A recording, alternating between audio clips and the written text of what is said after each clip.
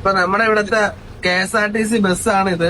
ഈ ബസ്സില് എല്ലാവർക്കും സൗജന്യമാണോ അതാ സ്ത്രീകൾക്ക് മാത്രം സ്ത്രീകൾക്ക് മാത്രം ടൗൺ ബസ് ആവട്ടെ ലൈൻ ബസ് ആവട്ടെ ഏത് ബസ് വേണമെങ്കിലും എവിടെ ആധാർ കാർഡ് കാണിച്ചെന്ന് പറഞ്ഞാൽ ഇവിടുത്തെ കർണാടകയിലെ ആധാർ കാർഡ് വേണം.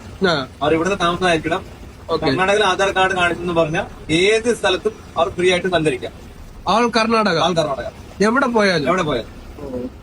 അപ്പൊ ഇവിടെ ബസ് ചാർജ് അങ്ങനെ അപ്പൊ ഇലക്ട്രിസിറ്റി കറണ്ടിന്റെ ഒക്കെ കറണ്ടും ഫ്രീ ആണ് ഇവിടെ ഫുള്ള്. ഫുള്ള് എന്ന് പറഞ്ഞാൽ ഒരു മാസം 200 യൂണിറ്റ് വരെ ഫ്രീ ആണ് എല്ലാ വീടുകളും. കടകൾക്ക് ഇല്ല അതൊന്നുമില്ല. കമേഴ്സ്യൽ വേറെയാണ്. വീടുകൾ കടകളും കമ്പനി വേറെയാണ്. അതിന് സാധാരണ ബില്ലൊക്കെ ഉണ്ട്. എന്ന് പറഞ്ഞാൽ വീട്ടിൽ മാത്രം 200 യൂണിറ്റ് ഫ്രീ ആണ്. അത് കഴിഞ്ഞാൽ മിനിമം ചാർജ് എടുക്കും. നമ്മൾ സാധാ വീട്ടുകാർ 200 യൂണിറ്റ് ഉപയോഗിക്കുമോ? ഇല്ല അത്ര ഉപയോഗിക്കില്ല. ഇപ്പൊ തികച്ചും ഫ്രീ ആണ്. അത് വലിയ കാര്യം തന്നെയാണ്. അപ്പൊ ഇപ്പൊ തുടങ്ങിയതേ ഉള്ളൂ. ഇപ്പോ ഈ കോൺഗ്രസ് സർക്കാർ വന്നിട്ടാണ് ഈ ഒരു പദ്ധതി കൊണ്ടുവന്നത്. നേരത്തെ ഉണ്ടായിരുന്നില്ല. അപ്പൊ അതിനായിട്ട് കുറെ ആൾക്കാരൊക്കെ പ്രതിഷേധിക്കുന്നു. എന്ന് പറഞ്ഞാൽ ഇങ്ങനെ ചെയ്തതുകൊണ്ട് നമ്മുടെ നാട്ടിന് വലിയ ഗുണമൊന്നും കാണത്തില്ല, ഉള്ള പൈസ ഒക്കെ ഇതില് പോകുന്നൊക്കെ പറയുന്നത്. പക്ഷെ ജനങ്ങൾക്ക് വേണ്ടിയല്ലേ പ്രവർത്തിക്കേണ്ടത്. അപ്പൊ അത് കിട്ടുന്ന ടാക്സ് കൊണ്ട് അവരുടെ പൈസ അവർക്ക് വേണ്ടി ചെലവാക്കുന്നു. അത് നല്ല കാര്യമാണ്.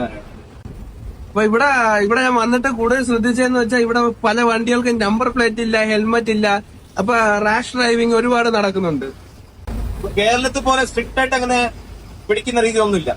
ഇല്ല. അപ്പൊ ആൾക്കാർ ഇവിടെ ഹെൽമെറ്റ് അങ്ങനെ റൂൾസ് ആയിട്ട് ഇടുന്ന കാര്യമായിട്ട് ഇടുന്ന ഇതൊന്നുമില്ല.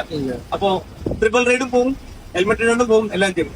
ടൗണിനുള്ളിൽ മാത്രമാണ് നമ്മുടെ സിറ്റി, മൈസൂർ സിറ്റിന്റെ അകത്ത് അങ്ങനെയുള്ള ഭാഗത്ത് മാത്രമാണ് ഹെൽമെറ്റ് ഒക്കെ ഇട്ട് പോകുന്നത്. അപ്പൊ ഇവിടെ AI ക്യാമറ ഉണ്ടോ? ആയിട്ടില്ല. ഇനി അതായിട്ടില്ല. അത്രയും ഡെവലപ്പ് ആയിട്ടില്ല ഇവിടെ. ക്യാമറ പെറ്റിയൊന്നും ആർക്കും വന്നു തുടങ്ങിയിട്ടില്ല. എവിടെ ആയിട്ടില്ല. എന്ന് പറഞ്ഞാൽ പെറ്റിയൊന്നും ഇതുവരെ അങ്ങനെ ആർക്കും വന്നിട്ടില്ല. വന്നിട്ടില്ല. പോലീസ് നേരിട്ട് പിടിക്കുന്ന സീൻ മാത്രമേ ഉള്ളൂ ഇവിടെ. അത്രേ ഉള്ളൂ.